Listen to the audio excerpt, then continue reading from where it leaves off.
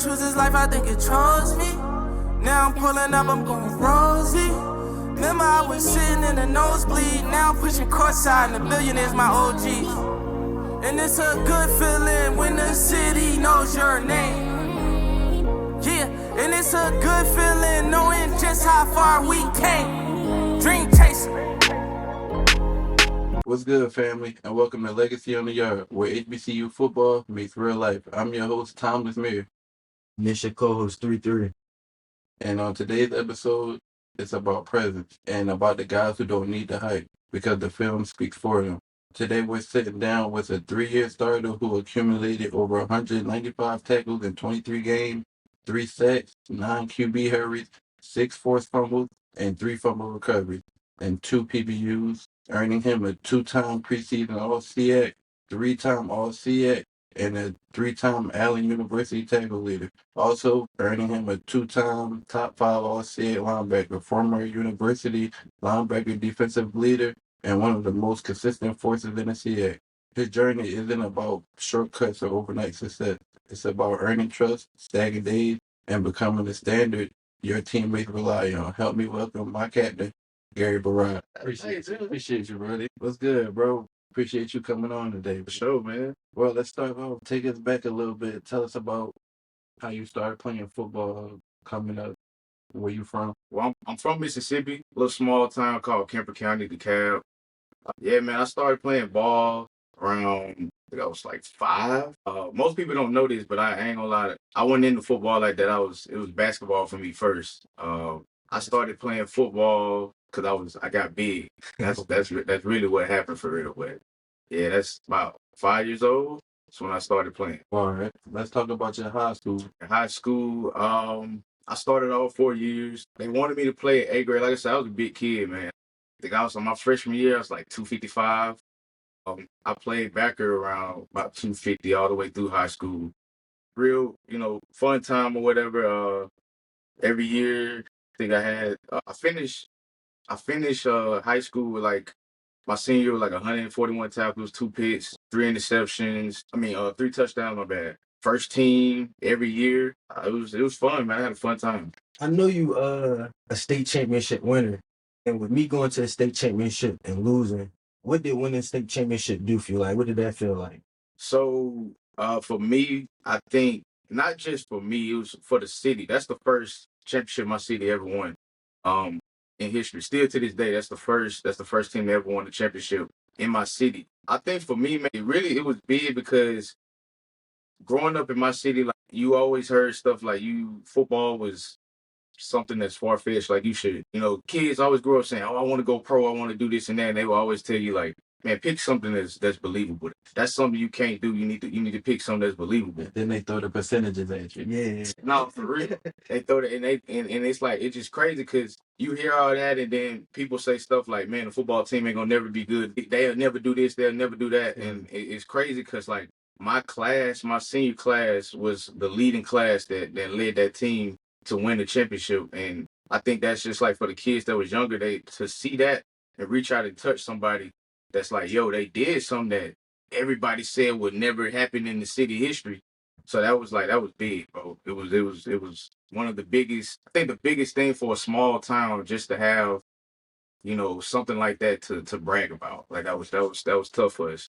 Tell me about your recruiting. How was recruiting for you coming out of high school? So recruiting for me was actually, it was pretty smooth. I ain't gonna lie, I was one of those guys that I ain't take my grades serious for real. I had a 3.0 GPA, but ACT score, like I took the ACT late and I didn't know how serious the ACT was. Nobody told me. So I had like interest from like South Alabama, Troy. Troy was probably the biggest school that I had on my radar. Jackson State, Mississippi Valley. But what happened with me really was the grades. I remember coach from Louisiana Lafayette. I remember reaching out to him and he hit me up and telling me, like, man, I need you to get that score right, in order for us to really take you serious. And in my head, I'm like, yeah, I'm gonna worry about it when I get there. It can't be that hard. We'll do whatever. Getting closer to signing day, I still ain't get the offer or whatever. But they was like, we need the score in order for you to, you know what I'm saying, to get the offer. Yeah, I didn't get it in time. You know how it is. They ain't gonna wait for nobody. They're just gonna find somebody else. So I lost out on that. And that's really what's funny. That's how I met Coach Keaton at Miles. That's why I ended up signing with Miles. So you end up not being able to take your big offers basically because was it one bad year? Because bro said in his idea, bro, he was saying he had that one bad year was his freshman year. Did you have a bad year or was it just like a cumulative? Or was it just the scores just solely? I wouldn't say that it's. I don't really think, like, not to be cocky in that. I don't think I really had a bad year, but I hit the ground running my first year. You know, I set the tone with like 80. I think 80 tackles my first year as a freshman, and I ain't had no less than 100 after that. Like I said, I finished with 141, a state title. I was the number one linebacker in 3A that year, like overall. It literally like the ACT score was like I think I had a 14, bro. It was terrible, bro. Like it was bad. Like, I just like I said, I took it late and I didn't care about it. I didn't know how serious it was. Nobody put me on game. So they were pretty much telling me like the D1 dreams is kind of out the picture. I could have went JUCO. Some people like they know about the EMCC, you know, some of y'all might know Last Chance U. I was gonna ask you about that. Yeah. They offered me out of high school, but I didn't take it. I was like, I didn't want to fall victim to the things that people were saying or whatever, but yeah, that's pretty much how that went. All right, so you didn't go to the big school. You said you didn't take the EMCC offer, but you did end up getting your associate. Where you got it at? Got that at MCC. Crazy. So you didn't take the offer. How you end up even getting down there? Funny story. What's funny about that whole situation is I after leaving Miles in the summer, my dad and the head coach, they had a falling out, and my dad, like, he talking crazy, saying, "Man, you don't know my son, so and so, my son," all that. So leaving there, I end up actually getting an offer to Jacksonville University. Being able to they closed the football program down, but it was a D1 offer. So the only problem with them was that I needed a semester with grades again, get my grades right so I can get there. So going to MCC was kind of like a no-brainer because it's like right down the street from home. I was like, I can go here, get my grades up, I'll be good. And the coaches, they was on me bad because they was like, if you had came in the first time, you would have went and got all this and you would have been, you would have got that D1 offer, this and that. But yeah, I went there, got my associates, and left there. That's how that went. So how would you say your time at T impacted you moving forward in your future? I think it was big from a standpoint of I went through a time where I was slowly losing my way with ball. It was I ain't gonna lie, like the vision, it was still there, but like it was cloudy, bro, because I had to pretty much take a semester with no football, and you know what I'm saying, I'm pretty sure y'all know about how it's like you don't know the for sure future. Like I heard I heard Dalil's his podcast where he was saying y'all had to grind, really not knowing what the future holds. Right. And that's really what I had to do. Like, honestly, not knowing if I was gonna ever play again for real. I was like, man, this could be it, could not be it. But it really made me understand, like, in order for you to get somewhere or to, get to accomplish anything or get to a certain level, you can't really worry about the future. You just got to put your head down and work. Thanks. Really. I don't think people really understand that, like, for football players, I think that's one of the number one career killers, the uncertainty.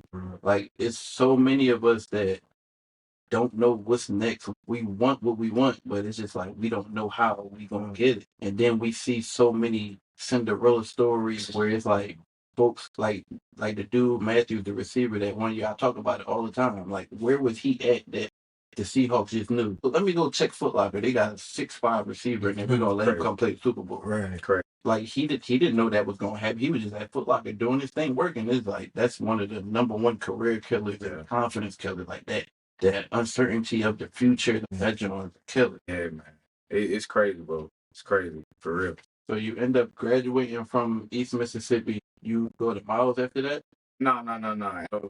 After EMCC, Jacksonville, what's crazy about that, they closed down the football program, and I ended up going to Clark. I went to Clark for a semester. But you up there the same time as your brother? Yeah, we was up there at the same time. We both went at the same time. Okay. I'm gonna keep it a buck. They were terrible. And any of y'all that see this, y'all my guys, but y'all know we was trash, bro. I didn't play a season with y'all, but we was trash. Go ahead. Not to cut you off, buddy. But you said they was trash, so Yeah. even though your brother stayed still being there, that didn't persuade you like, I'm gonna stay here and play with my brother. Yeah, I mean it did. We played all through high school together. I think that's really what did it, bro. Like we wanted to play together so bad to the point where like it was that really what it was. Just like if I go somewhere, he gotta come. I'm not playing unless my brother come. It took a lot. I'm not gonna lie, it took a lot for us to venture off from each other. Even when I was at Allen, I was like, I remember moving into my dorm, I was thinking to myself, like, bro, I can't believe I just like left my brother. Like, why? Yeah, I was like, bro, I should have stayed. But yeah, like it definitely played a part. It was the hardest thing ever, like to leave. I wanted to stay there with him so bad, bro. Like it was hard. It was tough. I might ask you like I asked bro in his episode. Do you feel like you and your brother trying to stay together and play? Do you feel like that hindered y'all path any? Nah, not with. Do you feel like it could have been a place where you could have went by yourself that didn't want him, or vice versa? So the reason why I'm gonna say no is at the time we needed each other. Right. We needed each other for a lot of reasons, bro. Like coming from Mississippi, like we never been out of Mississippi. The first time I ever got out of Mississippi was when I went to Atlanta. And y'all boys went to Clark, Atlanta, so y'all know how crazy it is down there. We get down there, we like, it's over here, we got them over here. Like, it's crazy. So, like, we needed each other to keep each other grounded. So, like, nah, I wouldn't say, I think us being together during that time was probably the best thing for me. I know he said, he didn't told me plenty of times, like, bro, if it wasn't for each other, like, telling each other, like, yo, chill. Or he telling me, like, chill. I ain't no telling where I would have been. I definitely felt that. Yeah. Being with bro through his whole journey and our journey together is like, I couldn't see myself or see him going somewhere else being by himself. Yeah. Because being an older brother, I know him. He know me. It's just certain points where it'd be like, I might not say it, but he know, oh, bro need me right now. Right. And vice versa. So you leave Clark. That's when you come to Allen? Yeah. Okay. Yep. After that, I went to Allen. Talk about your did you go to Miles at all? Yeah, I went to Miles. I went to Miles first out of high school. I didn't like it was during the summertime. That whole little spiel or whatever, it was cool because I like Miles. Like you know what I'm saying? Ruffin was hot at the time, bro. He was winning championships, SIAC championships at the time, and like I said, me and Keaton and that whole little situation, my pops and Ruffin, they got into it. They had changed words and it got crazy. Keaton was the one that was like, bro, like don't leave, man, don't leave. I'm telling you. We know your worth. You know your worth. Like, just stay, man. You're going to win the championship here. You're going to win with us. You're going to do this and that. But, me being young, I was like 17, 18. My pops, like, he was like, we ain't staying here. So I'm, all right, cool. We leaving. So with you leaving Clark, you're going to jump back to Clark, but so with you leaving Clark, what would you say your mindset was going into Allen? Do you feel like the situation that was at Clark, like, had an impact on that? Definitely from what I seen, because I didn't really like the route or the path that Coach Bowen and his coaching staff was going. I didn't really like it. Like we were they didn't want me to. It was crazy. Anybody would tell you them. Like I said, any of the guys from Clark, they'll tell you like I was by far probably the most, I would say, dominant linebacker that was on the team at the time. But they didn't want to put me at linebacker. They wanted me to play like H-back, short down, like running back or whatever. And I wasn't feeling it. I was like, nah, bro, that ain't me. Like, I can do it if you just need me for time to time, but that's like primarily my position. Like, you just want to give me the ball on third down. I'm not a running back for real. Like, that ain't what I'm doing. So it definitely it played a part in the reason why I went to Allen. And to answer the other part of your question, like, definitely going to Allen, I came in really just thinking, like, one, I wanted to earn respect, but I wasn't coming to play around. Like, I was like, yo, at this point in my life, like, I feel like this might be my last chance. So it's zero tolerance for anything. So coming into Allen, what made Allen feel like this is home, like I belong here, or did you feel like you didn't belong there? Because if y'all don't know, and he balled, he did his thing, so you could have easily transferred out and went somewhere else. Yeah. I don't know, but I'm a big loyalty type guy. Big on loyalty. I I think when coming there, like I formed, relationships with certain guys when I got there. So it was a lot of things that was going on, and I remember having those meetings with Keaton and Coach Brown at the time. Like I was like, in order for us to ever be a winning program, like we got to get rid of certain people. But I remember, what I'm saying, even with Dalil, like forming that, forming that type of relationship with him and DB and Art, them boys, like they were young, Caleb, all them guys, they were young guys. And I don't know, like over the time, you once you start to play with a person long enough, be around them long enough, you start to know their tendencies. Like, you know what I'm saying? Like, I already knew, for real, when playing with, playing with these guys, Dalia gonna come get something. I ain't worried about that. Like, screen over there, oh, he finna get killed. He get killed. Oh, he running over there, he finna get killed. I ain't really worried about it. So it's like, I think building that type of relationship, and you stack those days, you stack those games, and you like you want to see if it can grow into something special. Right. So being though you went to a few different HBCU, how would you describe the HBCU brotherhood?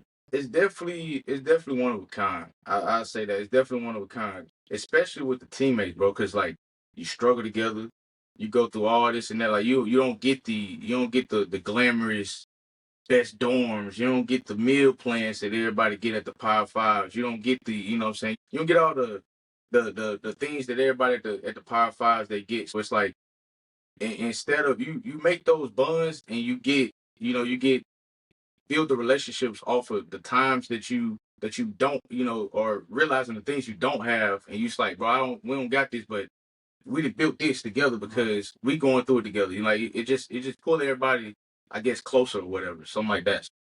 Like you said, we ain't had the best dorms, the best meal plans, and nothing like that. And for the people that don't know, for them OG Allen athletes, when we was practicing on them on the dirt baseball field early in the morning, gotta take them bus trips. Like, how did that motivate? Because I know for me, doing that while we was there in time, not really understanding, like it definitely motivated me. But looking back, it was like we really was like going through it. Like, how did that motivate? Like, now that you could look back on it, how did that motivate you? Really, man, it just kept, for one, it just, I guess, made me look at it in a standpoint of like, because I'm a religious person, so I just kind of looked at it like God didn't bring me here for nothing. Obviously you're going through this for some reason, and keep in mind now, I'm seeing all of this before we start winning any of that. I'm like, bro, in my head, I'm not gonna lie, I'm playing it out in my head like, this ain't it. I'm telling you. This ain't it. I'm telling you. I'm way better than this. This ain't it. Straight up. Now let's dive into your linebacker mindset. They say it's a thinking man's position. Mm-hmm. How much of your game is instinct versus preparation? I'm gonna be real, bro. I feel like I think 90% of my game is preparation, honestly. I can vouch for that. Yeah, like, cause y'all boys know I ain't the fastest. You know what I'm saying? I ain't finna be, I'm not the guy that's finna to run with somebody that running 4-3 all down the field. I'm not that guy. That ain't me. I always had to, what always made me be relevant, honestly, was just, I'm gonna watch film over and over and over and over and over again until I find something. Like, if it's bro like to, what I'm saying, it's something small as he cheat when he get ready to do certain things, it's like, all right. Or if I know when I know I'm covering a running back at the backfield, he does a certain move or something, I'm like, all right, I'm gonna just attack now. Right. Because, at the end of the day, I ain't trying to run with nobody all the way down the field. So it's like, if I can eliminate that, I'm gonna eliminate it. So definitely I say 90% of it is preparation, for sure. You touched a little bit on you say you watch film over and over, like really get into it, like when you, like for the people that want to grow up and come in and play linebacker, especially at your linebacking position, give them a little rundown of how they should go about breaking down the film. Okay, so I'm gonna say first thing I'm gonna do off rip is I'm gonna check my keys. If you're a backer, you got a triangle. you read guard, center, you know what I'm saying, to backfield. So really just basic, you know, I guess locking in on seeing what that is. Your guard, but the line gonna always tell you where the ball going for sure. High hat, common sense, high hat pass, hat down run. But also understand that it's a chess match between you and that quarterback. He's trying to make sure he's trying to see where your weakness is, and you need to be trying to figure out what his weakness is. So I'm always looking for tendencies. Tendencies is key. I'm gonna have a notepad right beside me. I'm writing down anything that I see, and also paying attention to how many times they run that play. When do they run that play? Do they come to it all the time on third down? Is this like a third down play? Do they only run it on short yards? Do they run it when they, you know what I'm saying, when a certain formation that you run? Do they only run this against cover 3? Oh, do they only run against man? Like all these things are very, very exactly. So when you get a situation like Coach Cole calling one thing, but I'm like, that ain't gonna get it. We in man, bro, this ain't finna get it. I done seen this plenty of times on film. If you go man, they finna kill us with this. I'm like, nah, we need to check out it. Or anything, really. And it's not even just watching film against your opponents, watching your guys. You gotta watch film on your guys because you gotta also understand who can do what and who can't do certain things. And to just to say this too, because we're talking about what it takes to be a good linebacker, understanding that whatever they say is important. Yep. So I'm out here, if Dalil tell me, yo, G, this ain't, we don't need to go, man, if whatever the defensive coordinator saying, no disrespect, Coach Cole, you know I love you. But forget what he's saying, bro. We out here. If I'm not finna, if bro tell me we just ran man 3 plays back to back, I'm gas, we need to go zone, guess what we doing? We going zone. And there been plenty of times, boy, Coach Cole had us in that man. I'm telling G, yo, listen, we can stop this if we zone it up. I'm telling you. And he done zoned it up and we didn't get them stops. But that's what we used to always tell each other. If we all on the same page and G calls something, it's going to work because we all on the same page. That's the most important thing, bro. On the court. Even though you was one of the older guys at Allen, and every year, because of how they ran their coaching, we always had freshmen in the lineup. How did you go about coaching up a young player, even when they wasn't trying to listen and it was frustrating? To be real, I think it was more or less like, for one, understanding that for a lot of people didn't want to be at Allen to actually turn the program around. That's one thing. Whenever I had like a new guy in the group, I would always, really, to be honest, they're gonna weed themselves out for one. But the ones that wanted to listen, I'm gonna help. I never was a guy that was like, nah, but I ain't really worried about you. Like, you know what I'm saying? This for me and me only. I'm never gonna be that guy. That never been me. It was really just, like I said, if a guy was, just let them know that I'm not one of those guys, like I'm not an a-hole, bro. Like I'm not finna be, arrogant, tell you like, yo, you can't come to me, you can't talk to me. Like that's the first thing we do on when we used to have, EJ used to have them meetings with the linebackers, the first meetings or whatever. It'll always be like, yo, this is my number. Y'all boys hit me up anytime. You know what I'm saying? Anytime y'all need something, if you see some on film, we go over some. Cause I get it. Like sometimes we in meetings, you might be a little nervous to ask a question because, coach gonna OD and be like, you should know that. But it's, you know what I'm saying? It ain't always that easy though. Like it ain't always that easy. So it's really just letting them know that hit me up if you need help. And not turning anybody away, bro. Like if you got a question, ask. It was just I'm willing to help. Yeah, you got to, cause you gotta look at it like this from a standpoint of, if you don't know what you're doing, you messing me up too. Right. Because you know what I'm saying? If I got a linebacker beside me and he don't know what's going on, if I get a pulling guard and I take it on and he cut back, but you don't know what you don't know you're supposed to scrape open field, it don't even matter that I did my job. He gone. Like you know what I'm saying? He gone. So it's big, bro. You gotta have everybody on one accord. What separates a good linebacker from a great linebacker at the HBCU level? Being able to, I would say, what separates them is really I would say what separates a good linebacker from a great linebacker is, one, being somebody that is coachable, being somebody that is understanding. I think just, coming in every day working, leading by example. For one, you want to always be that guy that lead by example, and and just doing everything, trying to do everything the best you can do. I mean, the best you can. I think that was one of the biggest things for me is I never wanted to be one of the guys that was out doing crazy stuff. Like I knew I couldn't do that. Like I couldn't get caught doing stupid stuff. Like don't get me wrong, I was in college, I had my fun, but HBCUs is always distractions, bro. It's distractions everywhere. So just really trying to, make sure that you doing everything that you need to do and following what the coaches are saying to the T, really. Because, saying the guys around you, that's what they see. And they can't, and nobody's going to do the right thing if one of the captains on the team is out doing whatever. But yeah.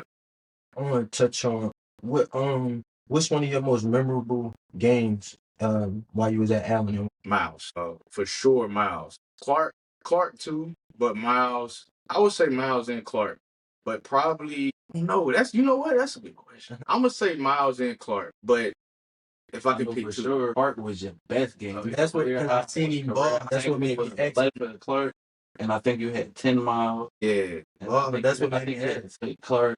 So that's why I said it's back and forth, because I remember, I really won myself when we played Clark or Miles. And what I mean by that is I ain't talk. Like we usually before the games, Coach EJ, he would usually have me in the linebacker group to give like a little speech or something to hype us up, get us ready or whatever. I was quiet, bro.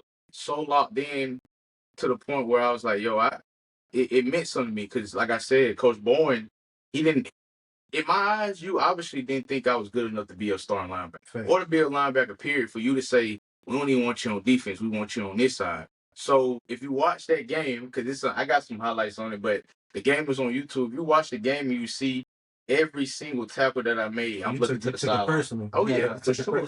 I'm looking at the sideline. I'm staring every tackle. Same thing with Miles, you know what I'm saying? Like, it was a personal game for me when we went down there. One, because they were talking the bowl talk, all this and that about how we can probably get to that little bowl. So, yeah, that was big for me. But, so I think I had a pretty good game that game as well. Also, my whole entire family was in the stands. Anytime Mom Deuce in the stand, I got to go crazy. I got to, so, yeah. So we're going to switch gears a little bit. We're gonna get a little real. So you see that little clip that's been going around. Got a few people in their fields or whatever. How you feel about coaching? Do you feel like it's a 6-month subscription? Like once you do what you do for a coach, they done with you? Like, how do you feel about that? I definitely would say, because I'm going to say this, from high school, my high school coaches, I still talk to my high school coaches still to this day.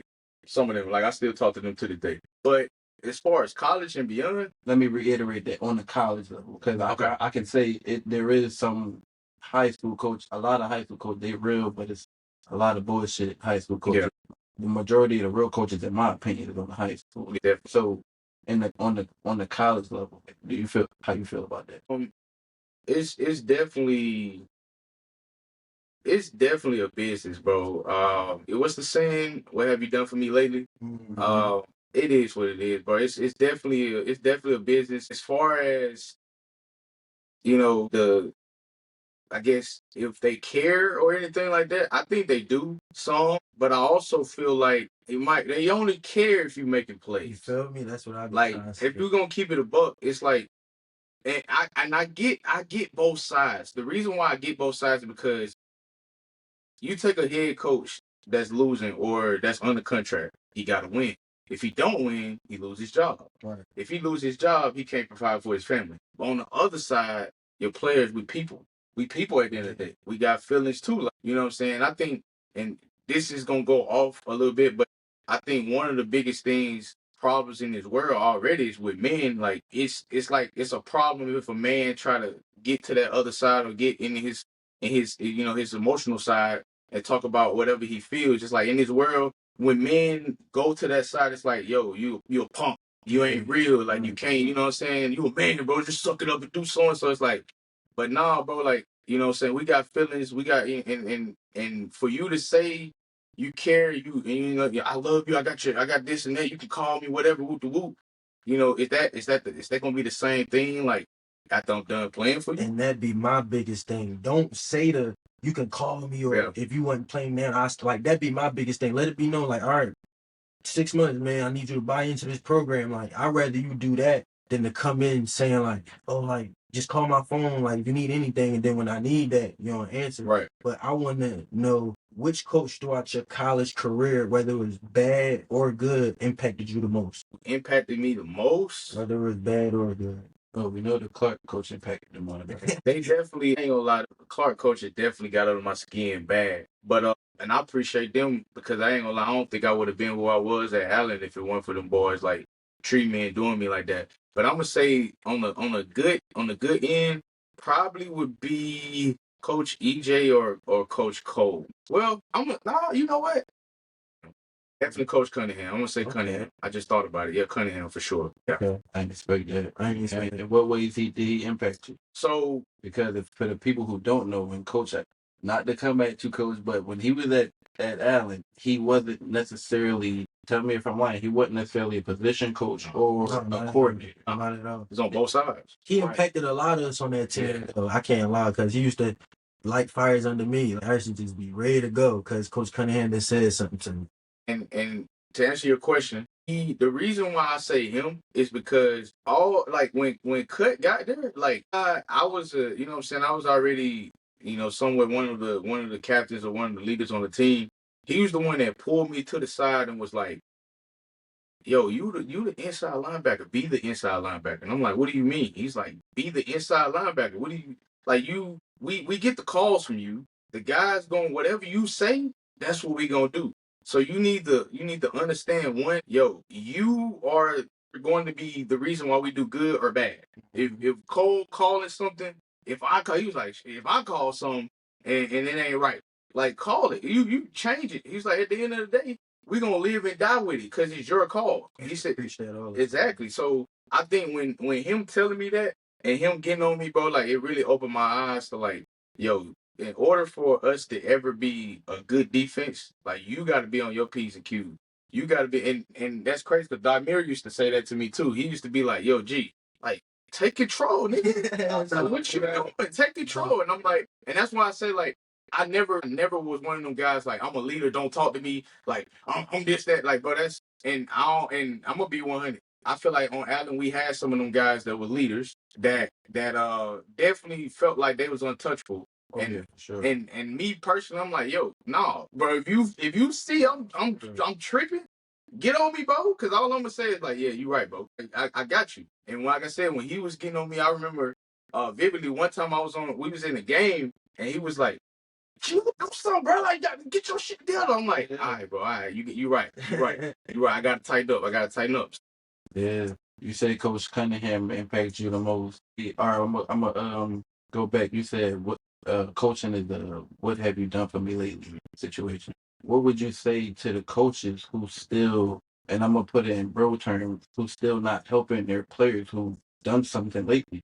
Like for you, like y'all two right now, y'all sitting at home. Yeah. Y'all working regular jobs, and y'all were arguably one of the top people at y'all position. Yeah. Do you feel like coaches did they do diligence with helping y'all get to that next level? No, I don't think so. I feel that maybe it was certain people that got pushed from my time at Allen. I remember you know, Kerry, I'm gonna say it, Kerry got pushed because of his height, size, and everything. No knock on him or whatever, but definitely he was a talent, but not the best talent on the team. So and it's definitely some guys that I feel like right now should be on a Canada roster, you know, CFL roster. I'm gonna say it right now. Dalil Wilkins, Gary Bourrage, David Wright, Jamal Jones, Dean Horace. All talent that was on one team at one point. All on one team. Crazy. One team. And so when me personally, when I just rattle off those names real quick, it's just like it's no way that none of y'all is going. That's what I just keep saying to myself, like, not one. How many all conferences is that? Man, that's crazy. One person. Yeah. Got 2 player of the year. Defense. And you got Armand Harris, who was just a finalist. But Marvin Hill. Armand still got a chance. We still waiting to see what he still got the legacy bowl, so we're gonna see what he do with that. But I am gonna say this. I'm gonna say this. I do feel because I did have an opportunity to work out for the Bucks and the Bills. I went to SC State. because they had the little thing, whatever, and I got invited to come out there and work out. I personally, I'm not gonna sit up here because I'm gonna say this. I'm gonna give Coach King his flowers. Like he definitely helped me in a way. He did help me in a way and put me there. And honestly, that's all I could ask for was for him to put me in the room. So I'm not necessarily gonna sit up here and just act like it was all bad because I did. You know what I'm saying? I feel like I'd be fake if I don't throw that out there. That he did put me in the room with him.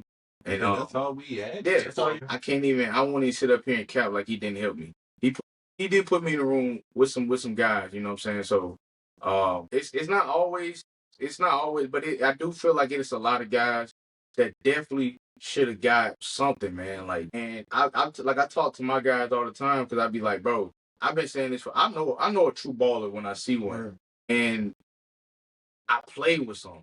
So, and I'm like, bro, like, no knock on none of the guys, but I don't know if y'all know what's his name, E-Man from Fort Valley, the running back. Oh, man. So yeah, so he because I think they called him like his nickname E-Man. So like he in the league, right? I don't know if y'all remember or not, but like He had 60 yards.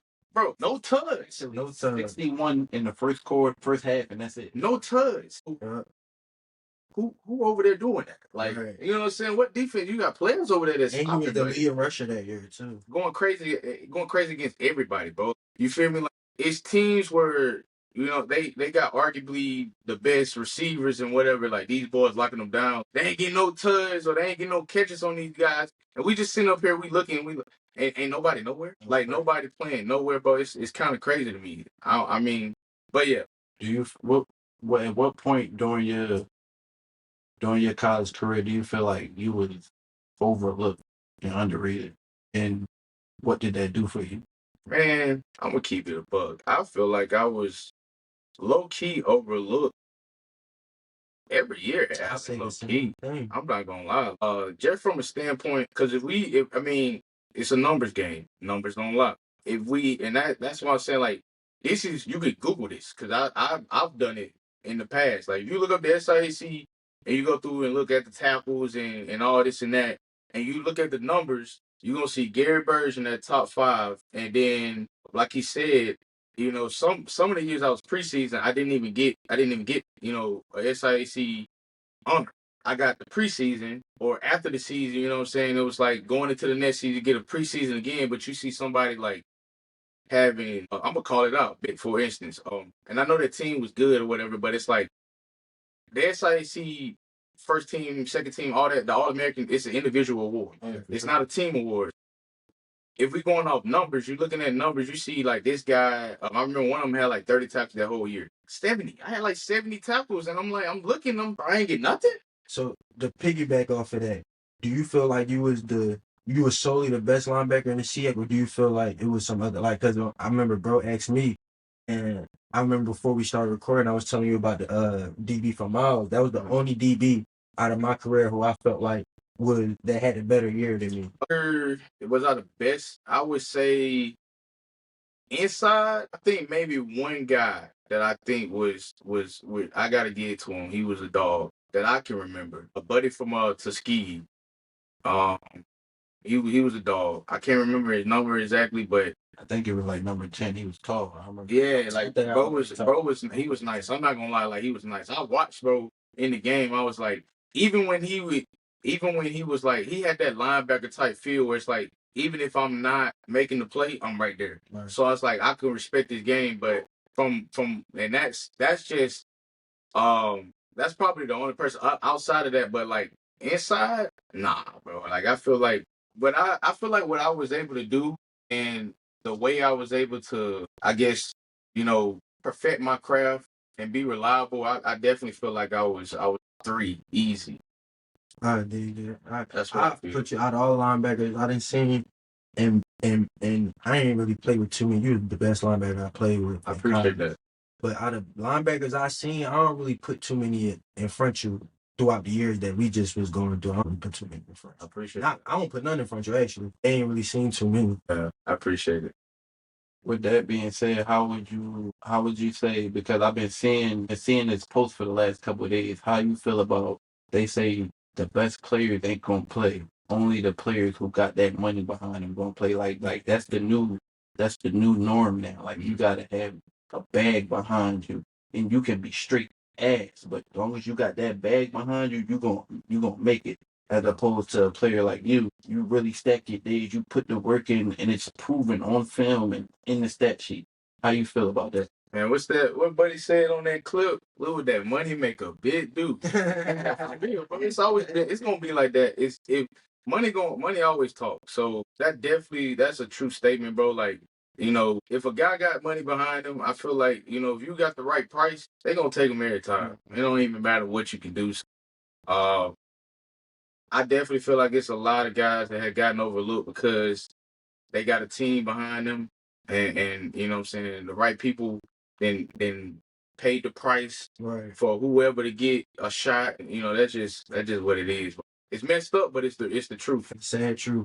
What would you say your most meaningful hit, if you can think of one? What was your most meaningful hit or tackle throughout your career? One that you can really sit and be like, yeah, that tackle, whether it was the tackle that stopped the first down, whatever. Like you think about, like, yeah, that was that one that changed the game.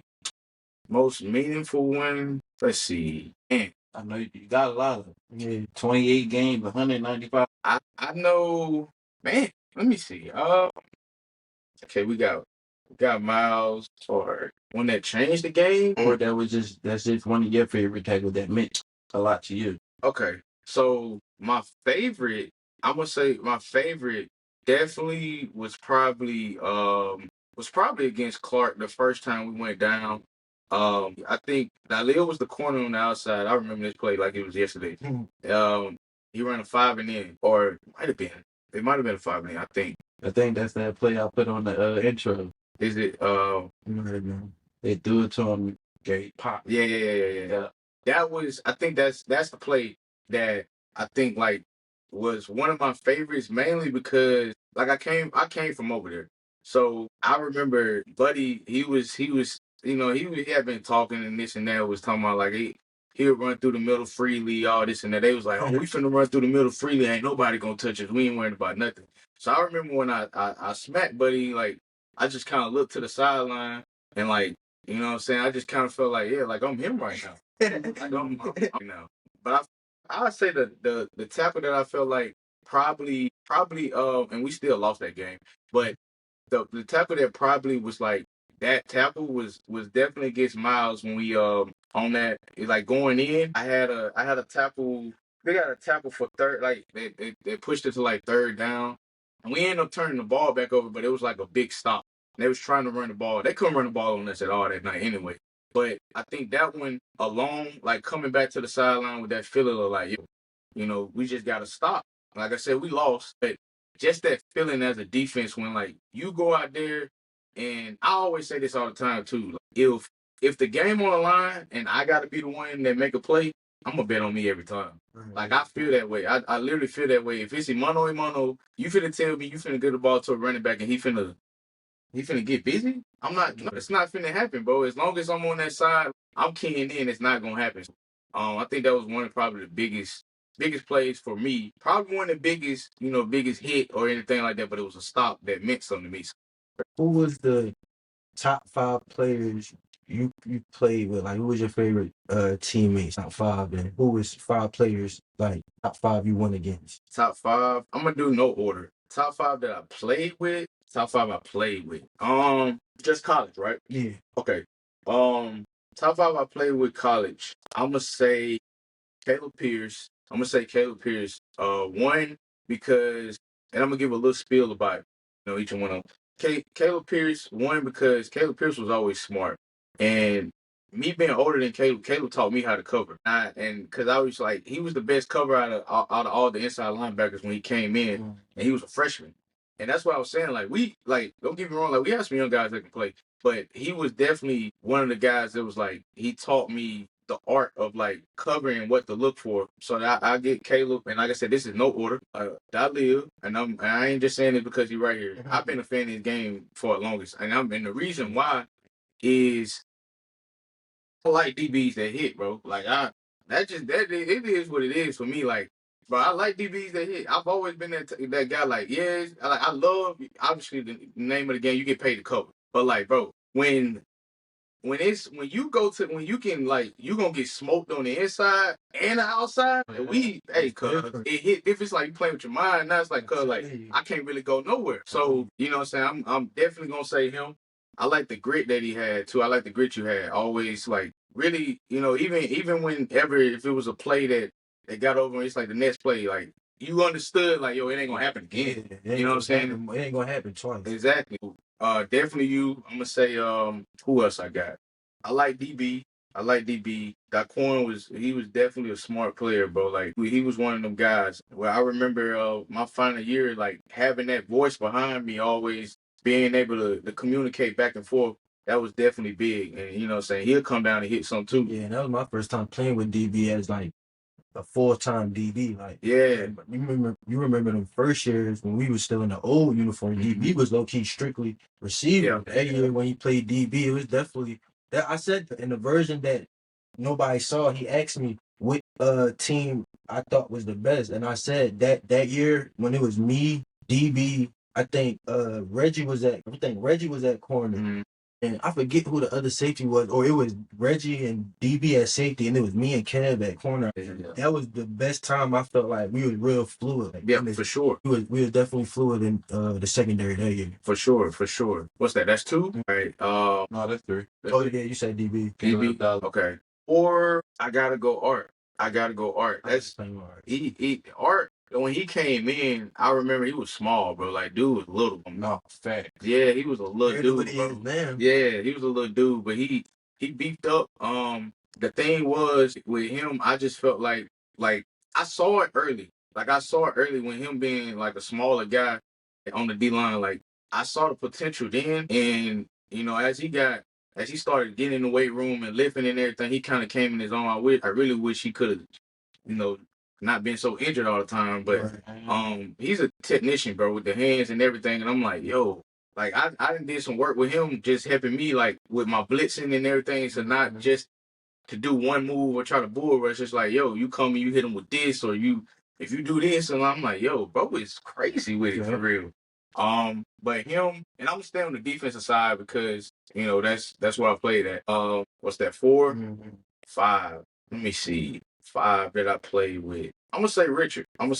Yeah, I was in my head thinking Richard. For real? I'm gonna say Richard. Richard was definitely he was a guy, man. He was. Yeah, I like playing with Richard too. Yeah, dog. And for him to be just like we always just like everybody who was on a lot of people on that Allen team, he was a small dude for his big position. game. For his position, he was definitely small. And Richard was he did. I mean, he played a little back and forth. When we had some guys that went down and everything, but like I think what I'm saying. I think that was one of the biggest things for me was when I came in because it was low key Richard's team. Yeah, you know what I'm saying. It was his team. I never wanted to come in and be like that guy trying to steal a position, but I was more or less like wanted to earn his respect because I feel like that's the way you gotta, so I always feel like you gotta earn respect and show people that you can play. For sure. So he was, what I'm saying, he was definitely a guy that I had a lot of fun, playing ball with or whatever like that. I had a lot of fun playing football with him. Smart, he was a smart guy as well. But yeah, I think that's my top 5 that I played with, no particular order. And you said 5 that I played against. Whether it was running back. Okay, so 1, Buddy from Central State. The first time we played. I was gonna say that. I knew it. That's the only running back that I played against in college that just went crazy, bro. Like the only one that I remember that went absolutely insane. And the reason why, one, we couldn't study for him. He didn't play the game before or the game before that. Like he wasn't on film, and they claimed that he was ineligible or something until he played us. He was running wild, bro. We couldn't stop him. Like I was telling them boys, I was like, cuz I ain't gonna lie. This is probably the first and only game I ever like I'm outmatched. Cause I don't know nothing. I haven't studied no film, and like I said, 90% of my game come from watching film. I knew no tendencies. And bro, he was already blazing fast. Man, they was throwing it to him. He was running it. Yeah, bro. Dang. I remember watching the film. No screens. They ain't had no screens when they played. I'm talking about straight boom, boom. I'm like, I remember because Gary, what you saw, Gary? Like, oh no. No, for real. No. I don't know what they doing, bro. Like I'm like, I ain't gonna lie, coach. I ain't seen this. I don't know what's going on. So definitely him being, I'm gonna put him at the one spot. Definitely, bro, he was that guy. Let me see. Somebody else played against. You ain't gotta do 5. I think I had stopped at 3. Lil gave up what, 2 or 3? Like, Well, I'm gonna say one more. That was definitely, he was definitely pretty good. A quarterback from Benedict was Phoenix. Yeah, Phoenix. He was nice. He was solid. He was nice. I'll stop right there. Yeah, I got the 3 of them too, and niggas ain't getting no wrong. Yeah. That's what I said. I really ain't had that many that was crazy, like just stood out like that. That's why I say through them times, bro, I get a respect to the Benedict. Like, Yeah. I give respect to Benedict, but other than that, bro, like once we like put it together, nobody was really messing with us, bro. Nobody, bro. Nobody was really messing He was with us. nice. What's something about HBCU football or HBCU period that don't get respected or talked about as much that it should get national attention? The athletes. I don't understand this narrative of like only athletes. The only athletes out there are at Power Fives. The amount of guys is in the league right now. That's what's the guy from the Rams that played at SC State? Kobe Durant, Bro, HBCU guy going crazy. Like, I don't really get the narrative. Like, I don't get this whole they gotta come from Power Five to be, you know what I'm saying, to get a chance, or that guy. The talent is there. You know what I'm saying? It's some guys there. The dude from Fort Valley, he was going crazy in the NFL. he been solid for years. I remember Buddy from Fort Valley too, the receiver, tall cat. I don't know if y'all remember. He didn't play against us. I forgot his name. I forget his name, but the light skin is an R. He was with Baltimore. Exactly. He was with Baltimore first. He got went to the first year. Yep. But so it's like it's guys, bro. I don't understand that. That's one of the biggest things that I really don't. Still to this day, I don't get the whole like, they gotta be, or he played where? We can't take him because he went HBCU D2 or whatever. I'm gonna say this, like, even Armand. I remember when we was talking, I was talking to Keenan about this, and everybody was talking about 4PF, which I ain't gonna lie, like he that guy for sure. He was nice. He was definitely that dude, different for sure. I saw something in Armand early, because Armand, he wasn't the fastest out of all the Florida guys. No, he wasn't like the craziest fast. Jamal was blazing, rose fast. But one thing Armand did that I saw everybody else didn't do was, we was at practice one time. This is before he was ever even like playing. He ran the slant, and Buddy just like jumped in front of me and caught it and slid and looked at me like, hey, I ain't scared of none of that shit. Yeah, Armand twitchy. Yeah, I'm like, Armand the reason, and I ain't say this in my episode, but Armand the reason that I was able to just move around and guard anybody. Yeah. Because it would be times like we didn't have the spring game, and Armand in the slot, we didn't went down, and I got guard Armand, and he didn't hit me with some crazy whip route. So it's like Armand, he out of all the dudes that I done played, he ain't the biggest, the fastest, but he definitely the most twitchiest and the best route runner. Yeah, bro. Like, that's why I said, like, I told him, I was like, I think he probably gonna end up being the best one out of all of them. They was like, you crazy. And obviously some of them got injured, stuff like that. I think Jamal dealt with some injuries and stuff like that. But I mean, like, The numbers don't lie. that's what I was just finna say. But he's sitting there right now. Armand, I told him, I was like, I said that a long time ago. He had 3 back crazy years. Crazy years. So to go back off of what you're saying, that they don't think balls come from D2, I honestly think they're starting to see it now. Yeah. Because I think this year is probably the year where if you follow him, Just Josh, he's posting everybody, like, bro, everybody from the SEAC who enter in the portal, they going big D1, Okay. Big D1, or group of 5, anything. Yeah. Like, a lot, and I'm talking, it's a good handful. And not even just HBCU, but D2 period. D2 period. Them boys from West Florida going everywhere. But you said they leaving. The D2 is going where? They going Power 5s, group of 5. So this is my thing though. The point that I'm making is, I feel like, why is it they got to do that? They getting busy in D2, like they can play, bro. It doesn't matter. Alil said it on his episode. The only difference really is in the trenches. It is. And I'm gonna say that as a linebacker, I'm gonna be 100 with you. It's true. The only difference is the trenches. And the reason why I know is because when I went to my bowl game, playing in my bowl game, like, bro, they different. Like, when it came, you know what I'm saying, you had linemen from Miami and all this and that in the bowl game, and like, I'm looking at them, they skyscrapers, but bro, it's different. They kick slides a lot different. I'm sitting up here like, okay, so that's what it really supposed to look like. It's what it really supposed to look like. But on the outside, bro, it's like it doesn't matter. If you can run routes, you can run routes. If you can cover, you can cover. It does not matter if you're playing NAI ball. Like on the outside, bro, it's nothing different out there on that. When you playing receiver, corner, safety, all that. There's no difference. So that part, like, I don't understand why they gotta go up and then finally get the looks. Like, bro, just, they there.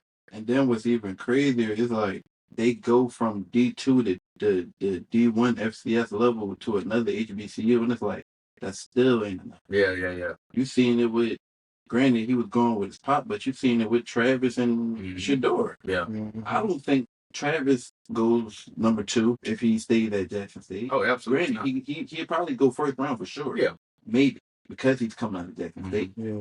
Shador, he might not even get drafted. Yeah. Seeing what we seen now. If you like seeing the way it went now, it's like even if you go up bigger, FCS, it's still not enough. So like, what do you feel like needs to happen for HBCU players to get the respect they need? Like, do you feel like they need to schedule more HBCU and Power 5 games? Like, what you think? And I'm gonna say, I mean, that could work if they're going to evaluate certain players, but I also think that wouldn't do it no justice, only because, like I said, the trenches. When it comes down to it, Power 5 trenches always going to be better than the HBCU trenches in certain situations. You might have some guys that can play at the D2 or the HBCU level, but they're going to be better overall. That's just from my take from what, watching football and seeing. So it's probably going to be a trap meet when it comes down to, running the ball. Coverage-wise, if they want to do it to see, saying like a Dalia cover somebody that played at at a Power 5 or something like that, like, yeah, you can do that. But I think the biggest thing, man, that they need to do, I think HBCUs need to get a little bit more behind their, like, the teams and the exposure. You know what I'm saying? Like, I feel like they're in this whole narrative about ain't no money there. BS. It's like Dalil said in his episode, but it's money there. Like, like we know at Allen, everybody had the newest new year, the Audi, the Benz. I still and all that. And so it's money in HBCU. It just that goes back to the beginning of this. Like, it's just about who's willing to use it for what it's supposed to, as opposed to using it for themselves. Yeah, definitely. And I'm gonna say this too. Like, one of the biggest things Allen did is got rid of the president. Finally. I ain't even gonna lie. Like, I feel like that was the best thing they ever did. Cause I wish it would have happened while we was there, but man, we would have turned so much stuff around, bro. I'd have had them go clear. I definitely feel like Buddy probably was stealing money. That's just my opinion. I think he had something to do with a lot of that. Sure. Bro, he don't even look equipped to even still be running in the school, bro. He don't even look equipped to still be running the school. He look like he gonna check any moment, man.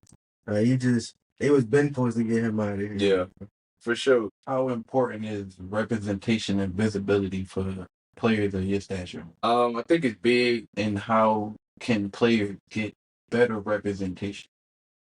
I think it's big, especially for a guy probably my size or whatever playing the position. You might be big enough, pause, but you're not the tallest. So, I think it's a pretty big thing for us. To what you need to do, I would say really just probably now, like, the game has changed. Like, you can get agents and stuff now, good agents that can put you out there. I hope I'm answering your question the right way. Yeah, for sure. But I think that's, if going back, if it was like that when I was playing, bro, I would have had me an agent that was doing the dirty work for me, which is like pushing me out, trying to get me to, you know what I'm saying, get me out to somebody or whatever. So that's the biggest thing. I think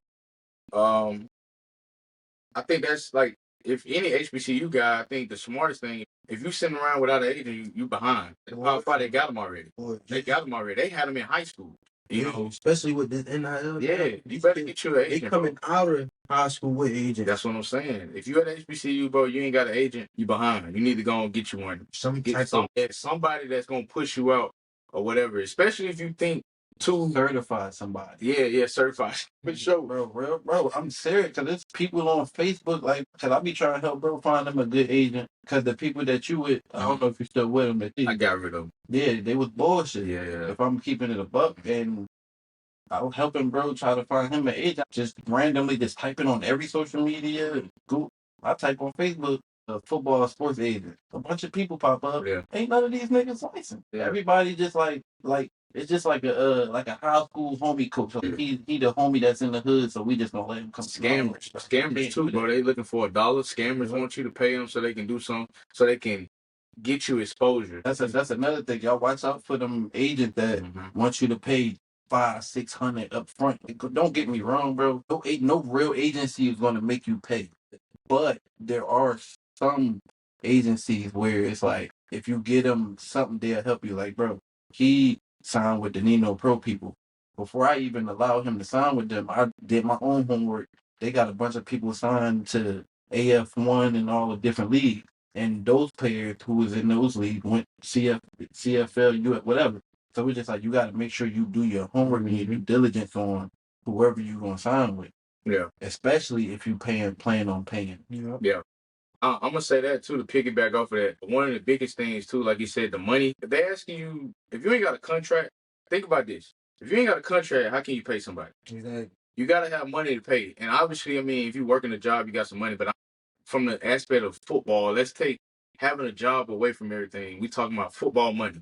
You cannot pay anybody anything if you don't have money. So going to this, let's look like you just got out of college. You got an agent, you ain't got no job. HBCU college now. We ain't got no NIL. Ain't no NILs. And somebody say, oh, I need $600 to represent you. Where you going to get the money from? You ain't got nothing. So by that point in your career, you done burnt your family out. They done been helping you for 4 straight years. Absolutely. So you got to figure that out. Yeah. Real, man. Yeah, real shit. All right, so let's talk about your pro journey. Okay.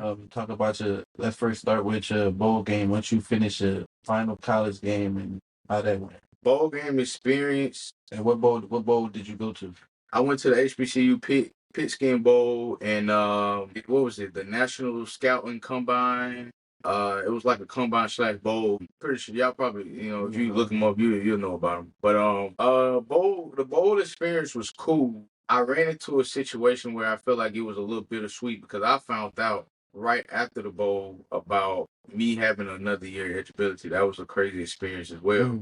But it was cool, man. I got a chance to shake hands with a lot of pro scouts and everything. That's how I met the guy from a scout from Atlanta Falcons, and he was telling me, it's not that. He was like, it's not that you're not good enough or anything. He was like, we need to see more. He was like, he said, I can't take your film and use it as credibility against the other guys. And I respect it. I get it. So he was like, you need to get into one of these leagues, man. Get into one of these pro leagues like Europe or Mexico or XFL or something. He was like, you go there, you get busy. He was like, we can talk about it. We can chop it up. He said getting one of these leagues, like that shit was just a corner. It's hard as getting a regular job. Real talk. So after your bowl game, how was your transition? Like we said, transitioning, not knowing like how trying to do this pro journey would go. Because I know for me, in the beginning, I've been out a year now. So in the beginning, I was still kind of thinking about it like kind of like, I think something gonna come. Like, so when you still being out, and I know you done had certain little opportunities, but how was that transition like for you? The transition for me, it was definitely difficult.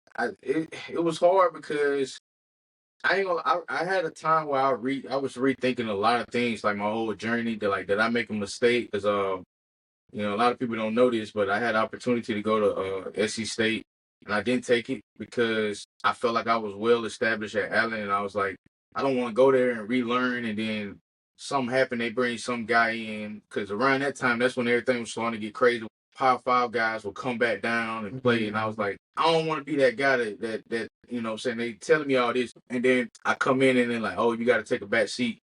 But so for me, it was definitely difficult because coming from a smaller school, I knew I could play, and I had proven that. Like I said, that's literally why I got a chance to talk to the guy from the Falcons, because he was like, yo, bro, you can ball, like you really can play. You know what I'm saying? Like you see things and you can diagnose plays like that. And that just come from reps, and especially going to Mexico. Because that's what I was saying. Like I was pretty much in the same situation that Lil was in. I had a year off, and I had one opportunity. The IFA came around. Mexico needed a linebacker, and I was like, I don't know if I really want to go to Mexico. Hold on, Brody. Before you get into that, let's talk about, because I know a lot of people, if you don't know or you don't follow him, he actually got drafted to the IFA.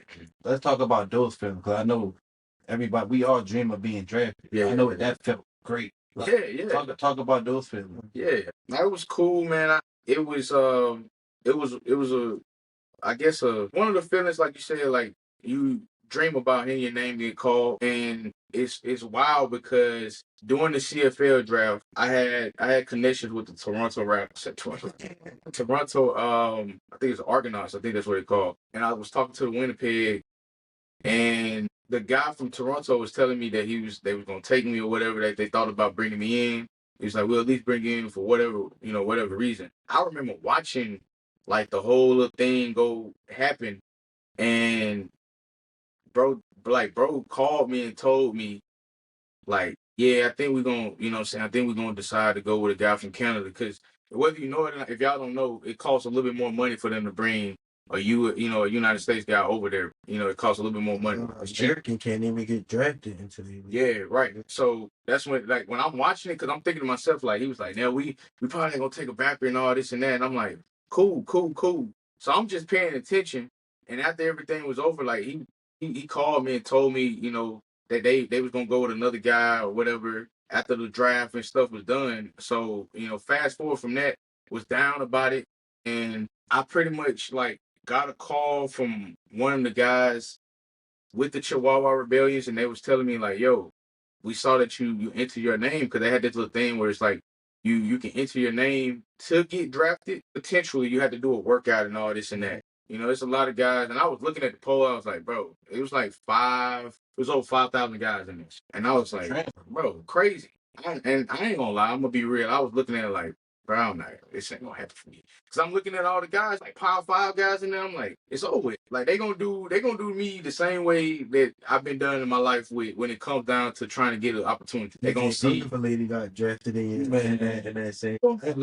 I seen that. Once I seen DJ Unbelievable get drafted, I said, yeah, I ain't gonna make it, man. My whole thing is when you got Power 5 dudes coming down to get in these type of leagues, bro, it's over with, bro. Yeah, the builder leagues. Like when I saw that, like he said, I was saying the same thing. I'm like, bro, and I don't know if y'all know this dude by the name of Cecil Cherry. Was a 5-star athlete, played at Texas, and he's Ray Lewis' nephew. I seen he get drafted to the Tornado team, the Florida team. I was like, I'm cooked. Yeah, that's over. I'm cooked, bro. And it was crazy because I'm sitting up here watching it and watching it on TV. And then when I saw Rebellions come up, and the same number, one of the guys from the front office hit me up and was like, "Hey, Gary, I just want to let you know, like, we're gonna take you in the draft." I said, "Huh?" I was like, "Take me in the draft?" He's like, "You not watching?" I was like, "Yeah, I got it on right now." He's like, "Yeah, we up. We finna take you." I was like, "What?" Oh, so it was a whole like big thing, like you can watch it on TV. You can watch it on TV. They had it all on TV and everything. Oh, I know that was crazy. And when he said it, because they pronounced my name crazy. I don't know what he said. He said some crazy, whatever. Just watching it and seeing it, I was like, yo, that's crazy. Yeah, I would have been crazy too. But been in the crib, yeah, it was a crazy experience. But yeah, that was definitely something that you dream about having or seeing, and somebody call your name on stage. That whole situation ended up sort of kind of being sour. Yeah, definitely. What happened? It was a lot, man. You got to go all the way into it, but tell us a little bit of like what really, like, some of the stuff that happened. So I'm gonna just say, from a standpoint, I'm gonna say this: the experience part of playing in front of fans was beautiful, bro. I never played in front of that many fans in my life. The fireworks running out, the cannon and everything, and it's like, over the little intercom and whatever, the speakers, whatever would do. It was crazy experience. It was fun, and I remember like coming out, stopping, like looking up, like, dang, bro, I feel like I done made it. Like I low key feel like I made it. One Yeah, more- it was crazy, bro. Like like I said, the fireworks going off, just going loud, everybody screaming. There's a whole bunch of Mexicans in the crowd, crazy. So I'm like, yo, this is wild. Just to make a long story short, what happened? It was money situations. I don't know. It was like something with the commissioner of the league, lying about certain things or whatever. I guess, and one of the owners of the owner of the league, I mean, the owner of our team, they didn't want to put any more money into, certain stuff because they say they had a lot of broken promises from the commissioner of the league. So, everything went sour or whatever. But I did get my paycheck. I was happy about that. Came back with a little money in my pocket. So that was cool. That's what's up, man. Yeah. Now that after all that's going on, where you are now, like, are you still looking for an opportunity? I'm open. At one point, like I said, when I left Mexico, bro, I was in a bad state. That's part of the reason why I kind of got rid of my agents. I was hitting them up trying to see like, hey man, like what's next? And they just hit me with the like, yeah, man, you had 1 year out. That season didn't even go all the way through. So like, you probably done, bro. You like low key made it seem like I was somebody that was not, capable of playing for anybody or whatever. So that happened, but I know that I knew I needed to get rid of them when I negotiated. I learned. I was paying attention. I learned how to negotiate my own contracts. So the Europe League or whatever, and it's a little crazy over there too. If y'all ever pay attention to Europe, and the Mexican League, they got some stuff going on right now. I did work out a deal with one of the teams in Europe, and that's pending. I didn't take it right now, only because I'm still negotiating it. Hopefully, God say the same. It might work out for me. I don't know yet. I'm gonna leave that right there and I'm gonna move on past it. But definitely still open from it. I mean, I'm still open to it. I'm not gonna lie. Like I said, coming from Mexico, I definitely was at one point was like, I think it's it. Like I think I'm done, and I was down for a long time, bro. Um, but like I said, I'm a spiritual person, and I prayed a lot, and I went to phase 2 of what I wanted to do outside of playing football, which was get my certifications and moving toward being a personal trainer. So yeah, but I'm still open to it. So with all we done talked about and all you done did throughout your career, how do you look at everything? Like, how do you feel about like the run you had? Like, because I know I tell people all the time, like, if I don't get another opportunity, like I had a great college career. I did with a lot of dudes. Like I know a lot of dudes who want the big D1s and ain't scratched the surface of what I did. So like, how do you feel about your whole career overall?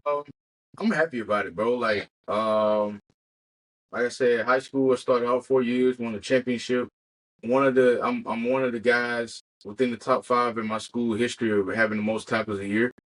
Still now, if you check, I didn't check. Went up there, did everything. I'm still the number 1 tackler at Allen overall from the history books. You can look it up. It's there. So this ain't. I ain't just saying this. It's in there. And I'm not. It's like stats. Numbers don't lie. Okay. But yeah, man. And like I said, I worked out. I got a chance to work out for some NFL teams, Bills, Bucks. Talk to some CFL guys. I'm not mad, man. I'm not mad. I am gonna say this because I feel like I still have a lot to give to the game. And that's what I was about to ask you. Yeah. You say all that, but you say you good, you happy, but are you satisfied? Are you full? I'm not gonna lie, that's a question. The answer for that question is still a pending answer.